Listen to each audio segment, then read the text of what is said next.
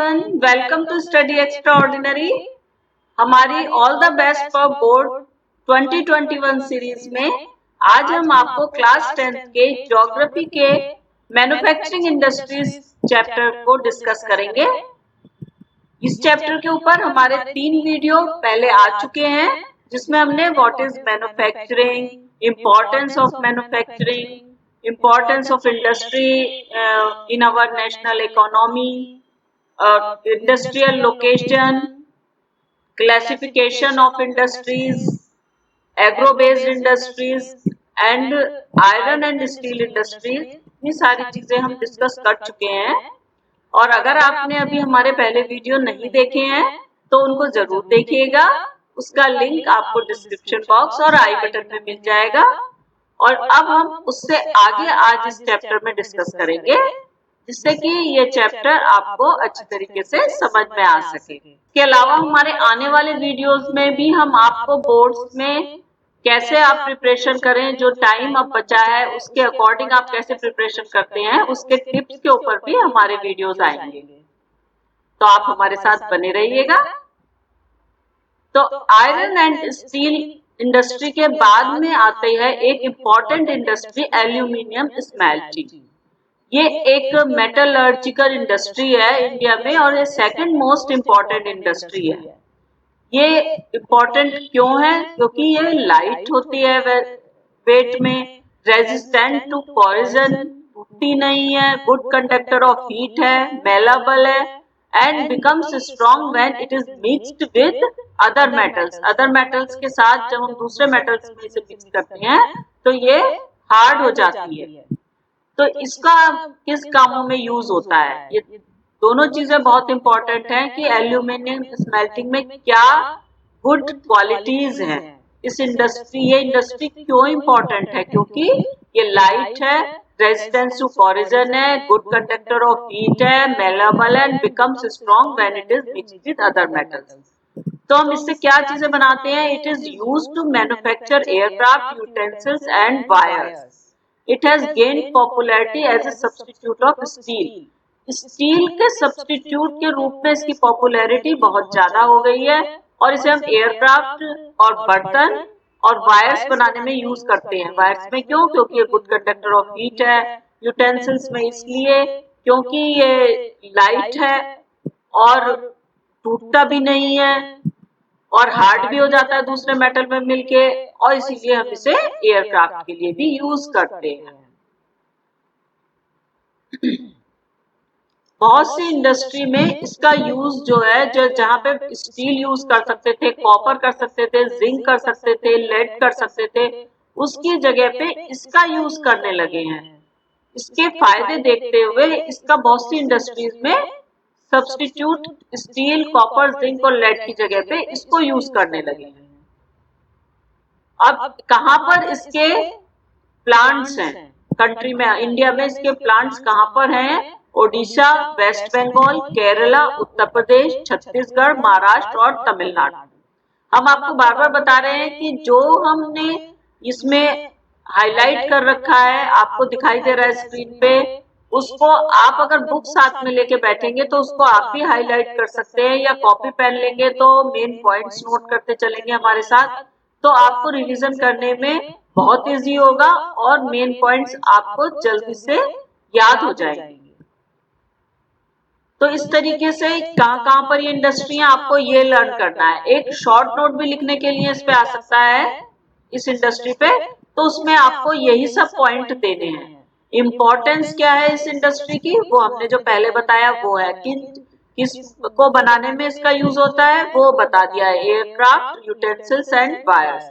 और ये as a substitute भी बहुत सारे मेटल्स के और इंडस्ट्री में भी यूज किया जाता है। अब इसके प्लांट्स कहाँ पर है, ये जगह बता दी है इंडिया में, ये सब आपको याद रखना है। अब इसमें रॉ मटेरियल क्या यूज होता है? बॉक्साइट। बॉक्साइट जो है वो इसमें यूज्ड होता है रॉ मटेरियल, और ये क्या होता है? Very bulky dark reddish coloured rock. Regular supply of electricity and an assured source of raw material at minimum cost are the two prime factors for the location of the location of the industry. Industry कहाँ पे locate होगी, कहाँ पे इसको बनाया जाएगा, ये दो चीजों पे खास तौर से डिपेंड करता है कि एक तो raw material minimum cost per हमें कहाँ पर अवेलेबल है और सप्लाई ऑफ इलेक्ट्रिसिटी कैसी है। ये दोनों ही चीजें हर इंडस्ट्री के लिए बहुत ज्यादा इंपॉर्टेंट है। जैसे हमने आपको पहले भी बताया था, सबसे पहले तो यही देखा जाता है कि कहाँ पे हमें इसका रॉ मटेरियल, जो भी हम इंडस्ट्री लगा रहे हैं उसका रॉ मटेरियल कहाँ पे अवेलेबल है। Process of manufacturing in aluminium industry, इसमें प्रोसेस आपको दिया हुआ है इस फ्लो चार्ट में, इसको आप एक बार रीड कर जरूर लीजिएगा कि क्या प्रोसेस होता है, किस तरीके से बॉक्साइट से ये बनती है, तो उसमें पूरा प्रोसेस क्या होता है ये इस फ्लो चार्ट से आपको समझ में आ जाएगा कि रॉ मटेरियल क्या है, बॉक्साइट, ट्रांसपोर्ट, रोल और शिप, रेल और शिप से इसको कैसे ट्रांसपोर्ट किया जाता है, फिर डिसॉल्व आउट किसको करते हैं, एल्यूमिना को और एल्यूमिनियम रिफाइनरी। उसके बाद में क्या होता है, bulk ore shipped to site of smelter, calcinated petroleum coke from a refinery और पिच फ्रॉम ए कॉलियरी। ये सारी चीजें इसमें ये प्रोसेस है। दूसरी इंपॉर्टेंट इंडस्ट्री क्या है, केमिकल इंडस्ट्री। केमिकल इंडस्ट्री आज के युग में बहुत इंपॉर्टेंट इंडस्ट्री है और ये एक fast growing and diversified industry है। इसको यूं नहीं कह सकते कि आप एक जगह पर ही ये होनी चाहिए या यहीं पे ये हो सकती है। ये थर्ड लार्जेस्ट इंडिया में जो है, ये थर्ड लार्जेस्ट। तो केमिकल इंडस्ट्री पर आते हैं हम। केमिकल इंडस्ट्री इंडिया में fast growing and diversifying industry है और ये जीडीपी में 3% के करीब इसका कंट्रीब्यूशन है और एशिया में ये थर्ड लार्जेस्ट है और वर्ल्ड में इसका प्लेस 12th है। तो ये काफी बहुत ही अच्छी ग्रोइंग इंडस्ट्री है इंडिया में और इसका जो है, इसमें लार्ज और स्मॉल दोनों स्केल पर मैन्युफैक्चरिंग यूनिट्स हैं। Rapid growth has recorded in both inorganic and organic sectors. इसमें दो सेक्टर्स हैं, इनऑर्गेनिक और ऑर्गेनिक सेक्टर्स। इनऑर्गेनिक केमिकल्स में क्या होता है, सल्फ्यूरिक एसिड, जो क्या बनाने में, fertiliser, synthetic fibres, plastic, adhesive, paints, dyestuffs, ये बनाने में यूज किया जाता है। और इसमें और क्या चीज होती है, नाइट्रिक एसिड, एल्कलाइज, सोडा ऐश, जो कि glass, soap and detergent, paper आदि बनाने में काम में आता है और इसमें होता है कास्टिक सोडा। तो इनऑर्गेनिक में क्या क्या चीजें बनती हैं हमारी, इनऑर्गेनिक सेक्टर में fertiliser, synthetic fibres, plastic, adhesive, paint, dyestuffs और पेपर, डिटर्जेंट, सोप, ग्लास, ये सारी चीजें हमारी इनऑर्गेनिक सेक्टर में बनती है केमिकल इंडस्ट्री में। और यूज इसमें क्या क्या होता है, सल्फ्यूरिक एसिड और नाइट्रिक एसिड, एल्कलाइज, सोडा ऐश और कास्टिक सोडा, ये चीजें इसमें यूज होती हैं। आपको याद रखना है कि केमिकल इंडस्ट्री में जीडीपी में कंट्रीब्यूशन केमिकल इंडस्ट्री का 3% है। एशिया में इसका थर्ड लार्जेस्ट है इंडिया की केमिकल इंडस्ट्री। वर्ल्ड में 12th प्लेस है इंडिया की केमिकल इंडस्ट्री का। और इसमें ऑर्गेनिक और इनऑर्गेनिक दो सेक्टर होते हैं और इनऑर्गेनिक सेक्टर में क्या क्या चीज यूज होती है वो आपको बता दिया है, क्या क्या चीज उनसे बनती है ये आपको। तो ये शॉर्ट में आपको सारी चीजें याद होनी चाहिए। अब इसमें क्या बात है कि these industries are widely spread over the country, ये ओवर द कंट्री आपको मिलेगी, ये नहीं है कि एक पर्टिकुलर प्लेस में मिलेगी। इसका क्या रीजन है, इसका रीजन ये है कि जो रॉ मटेरियल है, अभी हमने देखा था कि किसी भी इंडस्ट्री के लोकेशन में सबसे पहले ये देखना है कि उसका रॉ मटेरियल कहाँ पर चीप मिलता है और ट्रांसपोर्टेशन में कोई प्रॉब्लम तो नहीं होती। जो आयरन और स्टील इंडस्ट्री थी उसका रॉ मटेरियल हैवी था और उसके ट्रांसपोर्टेशन में भी हैवी कॉस्ट आती थी, इसलिए वो इंडस्ट्री केवल उसी जगह पे डेवलप हुई जहां पर रॉ मटेरियल पास में ही अवेलेबल था या ट्रांसपोर्ट की फैसिलिटीज बहुत बढ़िया थी। लेकिन केमिकल इंडस्ट्री का रॉ मटेरियल बहुत ही लाइट होता है तो ये इजीली कहीं से भी कहीं ले जाया जा सकता है, बहुत ज्यादा ट्रांसपोर्ट की कॉस्ट नहीं होती, तो इसलिए ये कहीं पर भी इंडस्ट्री लगाई जा सकती है। ये इसका बहुत बड़ा रीजन है। अब ऑर्गेनिक केमिकल्स में कौन से केमिकल्स होते हैं? इसमें होते हैं pharmaceuticals which are used for manufacturing of synthetic fibres, synthetic rubber, plastics, dyestuffs, drugs, pharmaceuticals. Organic chemical plants are located near all oil refineries or petrochemical plants. Organic chemicals इसमें क्या होता है? Petrochemicals. Petrochemicals होते हैं which are used for manufacturing of synthetic fibers, synthetic rubber, plastics, dry stuffs, drugs and pharmaceuticals. ये चीजें इससे बनती हैं। और ऑर्गेनिक केमिकल प्लांट्स कहाँ पर लोकेट होते हैं? नियर ऑयल रिफाइनरीज और पेट्रोकेमिकल्स प्लांट, ये उसके पास ही मिलेंगे आपको ऑर्गेनिक केमिकल्स के प्लांट। और एक चीज जो केमिकल इंडस्ट्री में बहुत इंपॉर्टेंट है वो है chemical industry is its own largest consumer. ये सबसे ज्यादा कंज्यूम अपनी केमिकल्स को ये इंडस्ट्री अपने आप ही कर लेती है। क्यों? क्योंकि बेसिक केमिकल्स जो हैं वो प्रोसेसिंग करने के लिए दूसरे केमिकल के साथ मिलाए जाते हैं और उससे फिर कोई और नया केमिकल बन जाता है। तो बेसिक केमिकल्स को प्रोसेस करने के लिए जरूरत पड़ती है, तो वो बेसिक केमिकल अपने आप में एक पूरा प्रोडक्ट है और फिर वो दूसरे प्रोडक्ट के लिए रॉ मटेरियल हो जाता है। तो इसीलिए केमिकल इंडस्ट्री में अपने आप ही इसके केमिकल्स कंज्यूम हो जाते हैं। अब जो जैसे बेसिक केमिकल अपने दूसरे केमिकल से बनता है, फिर जो प्रोड्यूस होता है केमिकल्स जो प्रोड्यूस होते हैं वो यूज किए जाते हैं इंडस्ट्रियल एप्लीकेशन, एग्रीकल्चर और डायरेक्टली फॉर कंज्यूमर मार्केट। ये फिर उन चीजों में यूज होते हैं। तो केमिकल इंडस्ट्री में एक इम्पॉर्टेंट क्वेश्चन तो ये था कि ये इंडस्ट्री सब जगह ऑल ओवर द कंट्री क्यों लगाई जाती है? तो वो रीजन आ गया कि इसके लाइट रॉ मटेरियल है। अब ये दो भागों में बटी हुई है, इनऑर्गेनिक और ऑर्गेनिक। तो उनसे क्या क्या चीजें बनती हैं वो हमने आपको बता दी है, ये भी आपको लर्न होना चाहिए। अब आपके क्वेश्चन आ सकता है विच industry is its own largest consumer, तो आपके लिए क्वेश्चन का आंसर हो जाएगा केमिकल इंडस्ट्री। और इससे क्या क्या चीजें बनती हैं और जो केमिकल्स प्रिपेयर होते हैं वो किस किस चीज में, कौन कौन सी इंडस्ट्री में यूज होते हैं, कहाँ कहाँ यूज किए जाते हैं, ये सारी चीजें आपको इसमें तैयार करनी है, लर्न करनी है। नेक्स्ट मैन्युफैक्चरिंग इंडस्ट्री जो कि बहुत इंपॉर्टेंट है वो है फर्टिलाइजर इंडस्ट्री। और fertilizer industry centred around the production of nitrogenous fertilizers, mainly urea, phosphatic fertilizers and ammonium phosphate, से डीएपी बोलते हैं, and complex fertilizers which have a combination of nitrogen, phosphate and potash. Potash जो है वो entirely import किया जाता है। India is the third largest producer of nitrogenous fertilisers.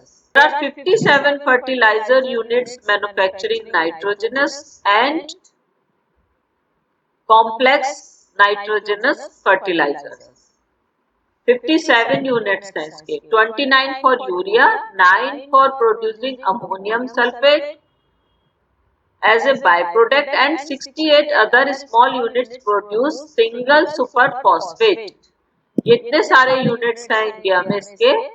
और at present there are 10 public sector undertakings and 1 in cooperative sector.